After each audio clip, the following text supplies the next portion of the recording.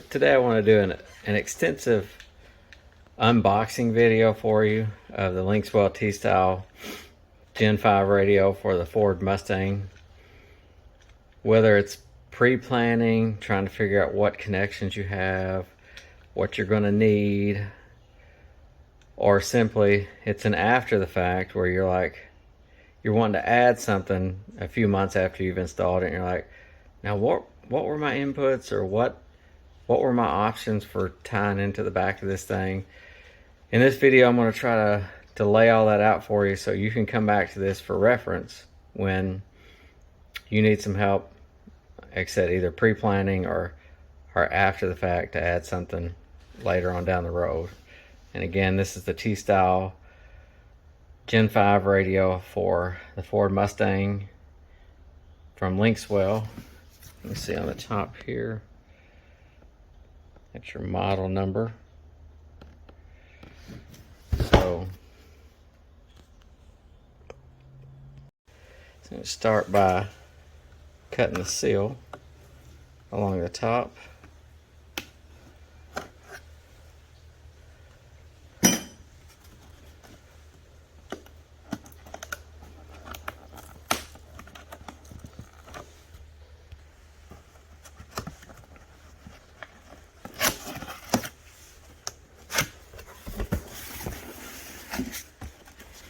Alright, of course, once we get the top open, it's your normal stuff, some instructions, your warranty card,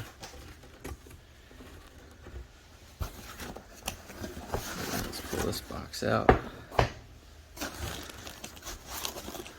and then we'll actually pull the unit out.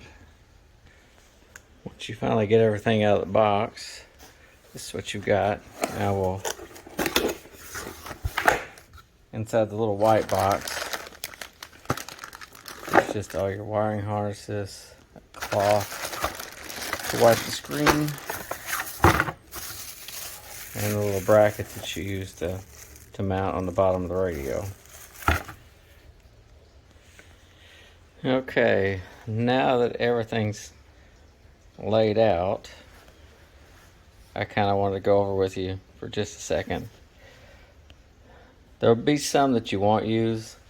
Like, for instance, here's a dead giveaway. Both of these cables have the red connector on the end. So that means you're only going to use one. And it depends. Most of us are going to use this one. That wires into the back of for your USB plug. And this is for the rear.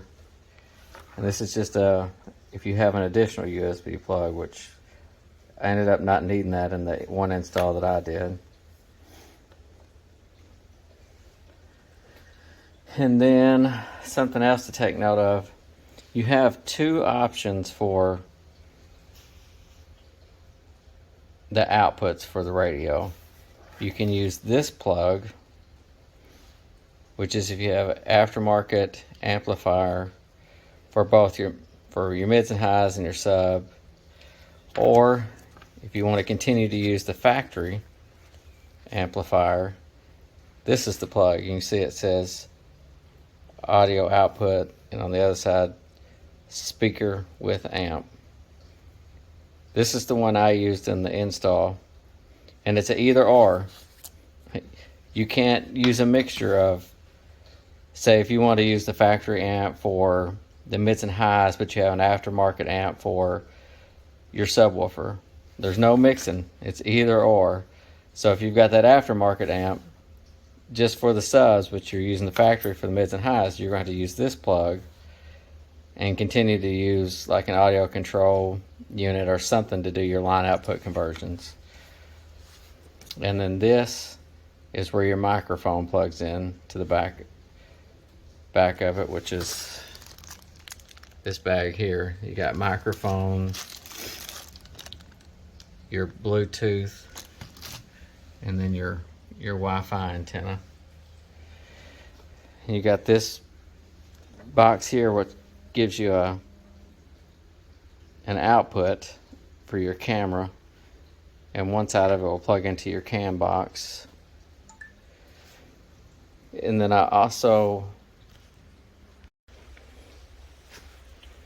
alright, so like I said, on this big plug here, there's a lot going on, but the biggest thing to keep in mind is this connection here. You notice the sticker says speaker without amp. So if you have a factory system without an amplifier and you want to continue to use it, then all you do is simply plug these two together, and that's it. But like the install that I did where we're using the factory amplifier, you'll grab this plug that we talked about a few seconds ago, and you're going to plug it in here, and then the other side into the Linkswell.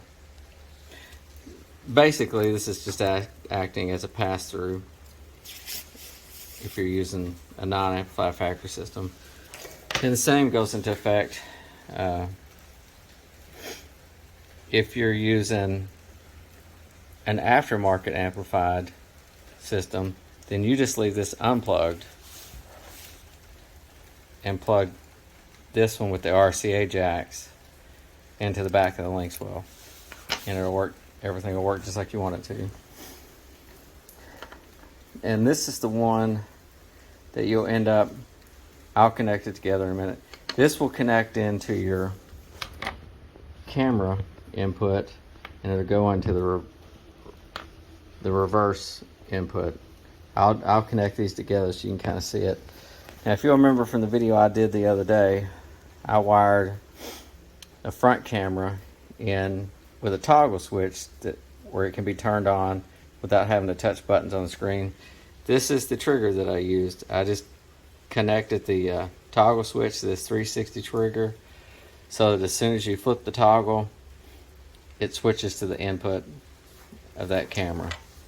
Pretty easy. There's all kinds of little tricks you can do if you want. Now I'll plug a couple of these together and give you an idea of what it'll look like. Alright, now we got a couple of these pre-connectorized. I was going to show you. Everything's labeled, so it's pretty simple. So this one says 2 cam box, and that's what plugs into your cam box. And then this is the one we were talking about earlier. We're doing an install speaker with factory amplifier, so that plugs in there.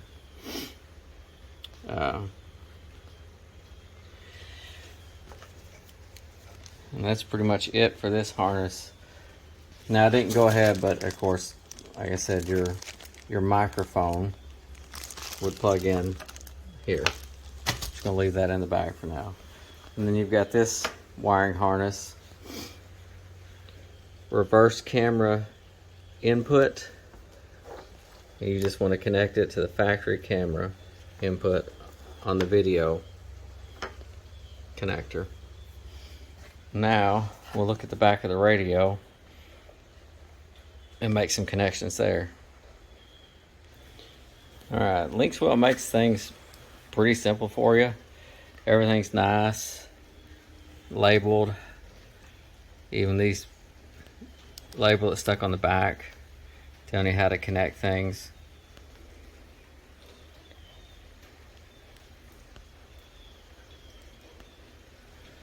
Just want to give you a close-up of some of the plugs that we're going to be connecting to.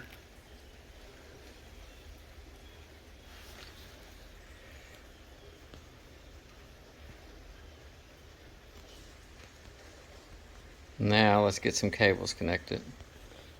Alright, the first thing you want to do is you want to put this bracket on, and it's just held on with 3 little black Phillips head screws that are provided. They even give me a spare. You just take and put them in each one of these 3 holes and tighten it down.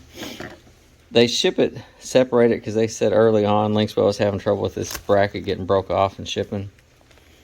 Now, while I've got this here, I want to point out a couple things that maybe give you some tips. Now you hear it talked about in some of the videos, these little tips here and here is going to cause you some grief when you're putting it in. It's going to make it hard and you're going to have to fight it.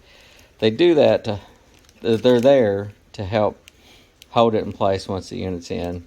Now one thing I found that was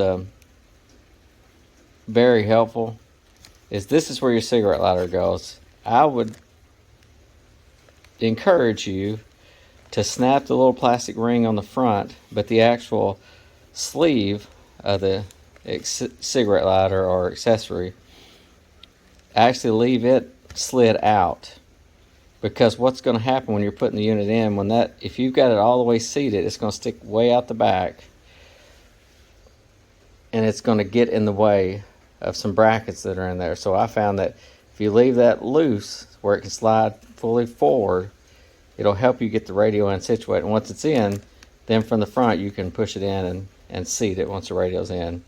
That will be a big help to you when you're putting it in. Trust me. Alright, now let's get some cables going. Okay, there's a lot going on in this view here, but you can see everything is connected up. Here's our GPS antenna, our Wi-Fi antenna, and where they're connected. And then you got the big plug coming out that we talked about earlier. This is left loose because we're using with a factory stereo with an amplifier, which is connected in here, which goes into the bottom port in the back. And then you can see off that same connector is your mic, and I've got that connected up to the mic just so you can see it. And then one other thing off of this plug is your 360 camera power. It's plugged in to the back of this plug, which will go into one of the factory harnesses. It's the one that has your reverse camera input and your USB power. Alright, continuing on.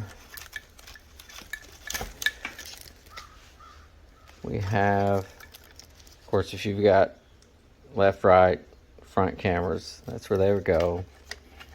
You got your USB, which goes in there. And this is one, it's typically a spare that you may put in the glove box or somewhere like that. So if you want to plug in a USB stick to load an image or a boot file, this is the one that you would typically use. And the install that I did, I put this inside the glove box of the Mustang. Alright. Now, even if you're not using them, I find it's easier just to put it in the back of the radio so it's there. Like this one's the DVR cables. If you happen to have the aftermarket DVR, the same with the auxiliary input wiring harness. Go ahead and just put it in. And then this is the other USB connector that will inevitably plug into the connector that goes in there. Your antenna lead plugged in. Let's see if I can give you a close-up of the back. Pretty much every slot is currently being utilized except for the one. Everything else has something, or will have something plugged into it. Oh yeah, also there's a HDMI out there that we're currently not using. And then these two plugs here are what your factory harnesses plug into. And one that you may want to pay attention to is this one here, the smaller of the two. That's where your HVAC controls from the car plugs into. If there's ever an instance where your HVAC, all the controls just quit working for no reason, the fix for that is, with the car running and the radio on, you simply unplug the cable here, leave it unplugged for about 30 seconds or so, and then plug it back in, and usually that'll get your HVAC controls working again. One of the ways that you know is if you go into, and I can't show you on this unit, but if you go into the software version screen, you'll notice that the HVAC, or I think it says climate, will have no version listed. It'll just be blank. And that's a telltale sign that this little fix needs to be done. And it's kind of a pain, but you don't have to take the whole unit out. The one time that I had to do it, you simply take the two 7mm bolts out of the top, pull the unit forward, and you can reach your hand back there, and you can reach this plug with the unit still in the car. Hopefully you'll never have to deal with that, but I thought I would mention it in the video so you know.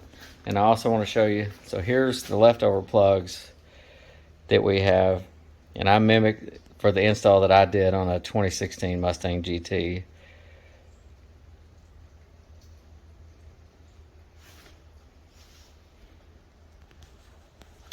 Hopefully this was helpful. We're always here if you have any questions and need some help. Please feel free to reach out and contact us.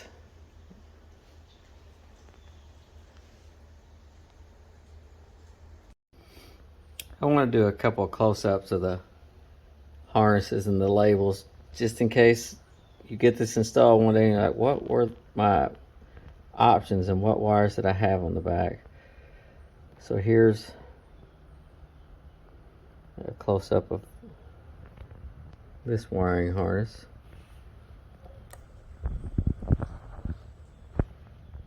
And the different labels that are on it.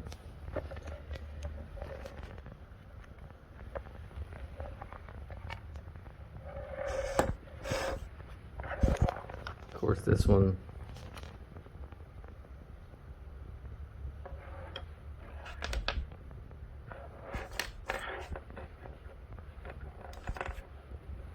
you got subwoofer left, subwoofer right, rear right, rear left, front right, front left, and mic. And of course, this is the one that you've got aftermarket amp for everything. On this one, first camera input.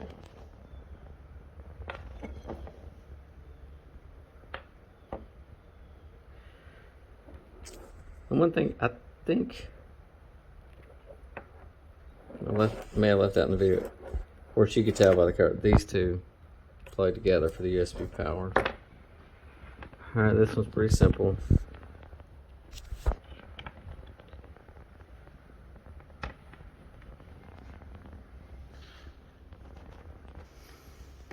This is the one we use, speaker with amp, mic. The good thing about Linkswell is everything's nicely labeled and they make it easy. Alright, here's one that you may, after the fact, kind of wish you had some. So on the video one, you have right camera input, front camera input, factory camera input. So you have 3.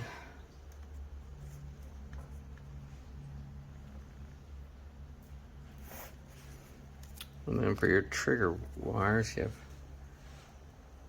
front camera power, 360 trigger, reverse power, and right camera power.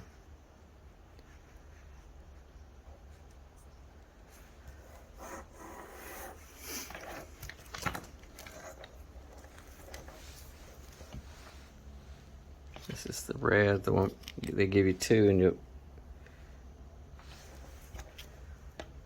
so you got the two options: the phone link USB with the connector that plugs into the little plastic piece. There you got the other plug. It's going to have what looks like an extender piece that connects.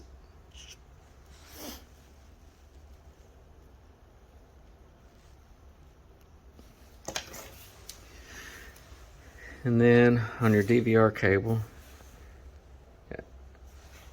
R, which I assume stands for infrared, plus 12 volts. The black one's your ground, and then your accessory power, and then your auxiliary input. You got your aux video in, aux left, aux right.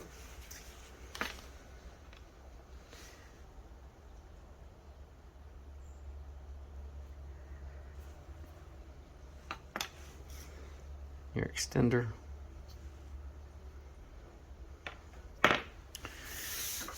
I'm not for sure, but if you want a close-up of the cam box, there it is. It's only got one input on it. And again, there's your GPS antenna, your microphone, and your Wi-Fi antenna.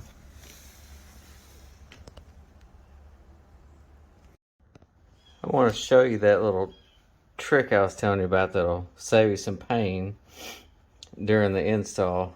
So your cigarette lighter is basically in two pieces. There's some little retaining pins that holds the metal on.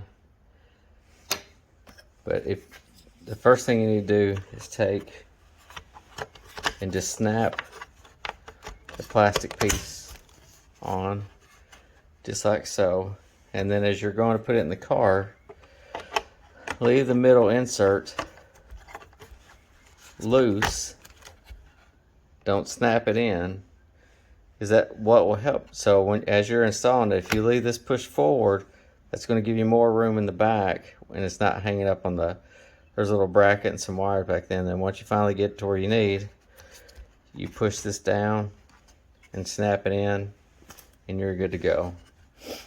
So that'll save you a lot of headache, allowing that to move backwards and forward.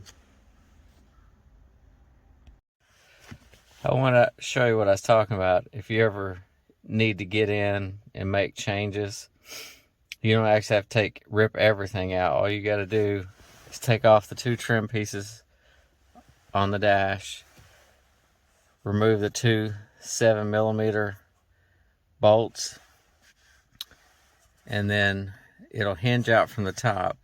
That'll save you from having to fight the cigarette lighter and the tabs that are down here holding it in place, which is a big pain when you're putting everything in and pulling it out. But once you remove those bolts, you can see this will pull out enough.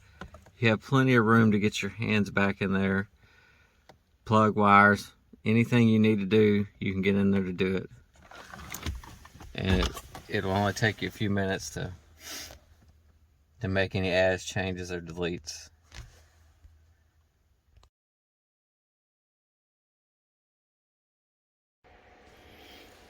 Alright, I thought in order to kind of break things up and add some contrast in the car, I would try putting a vinyl wrap on the Linkswell before putting it inside the car. The vinyl's pretty cheap on Amazon or whatever your particular site is. Vivid red carbon fiber is what we chose because that's what matches the other accents in this particular Mustang. And then you can get this little kit on Amazon for much of nothing. I'll make sure and put the links down in the description section. And then this is just a hook knife that I like to use. for delicate cutting surfaces. Now, one of the first things you need to do on the Linkswell is you need to get your pry tool and very carefully get underneath one side, and you can pop the buttons off. That'll just get that out of your way. There are two pieces. You got an inner and an outer. So once you get both of those removed, I said you don't have to. It'll just make it easier on you. But once you get both of those removed, the next thing you want to do is just take some alcohol and sparingly wipe down and clean the surface to help the vinyl adhere. Like I said, you want to do it sparingly. And there's two types. I've done vinyl before, a lot on exteriors of car. Most of the time on exteriors it's a wet. So you spray the surface down with water and put the vinyl on, and then as you start squeegeeing is when it starts adhering. But of course, with this being electronics, we need to put this one on dry, and we need to be a little bit more careful.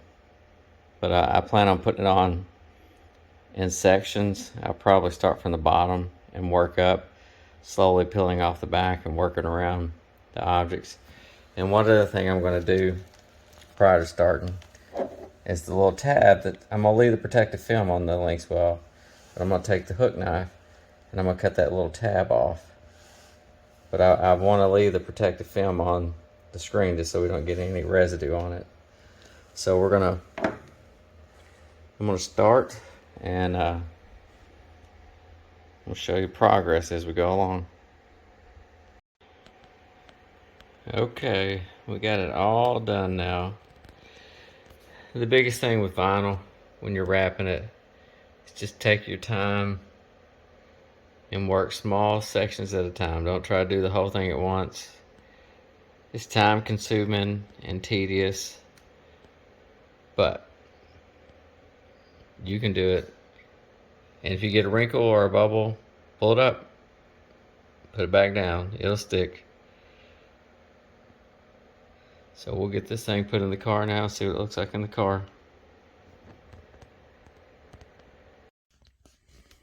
Alright, I thought I'd show you what it looks like actually in the car. Actually, it didn't turn out too bad at all.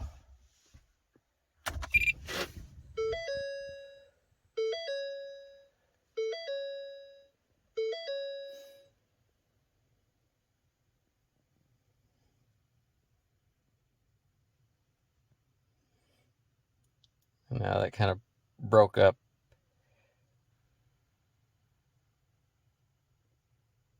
some of the plainness that was around it. And it matches the rest of the car.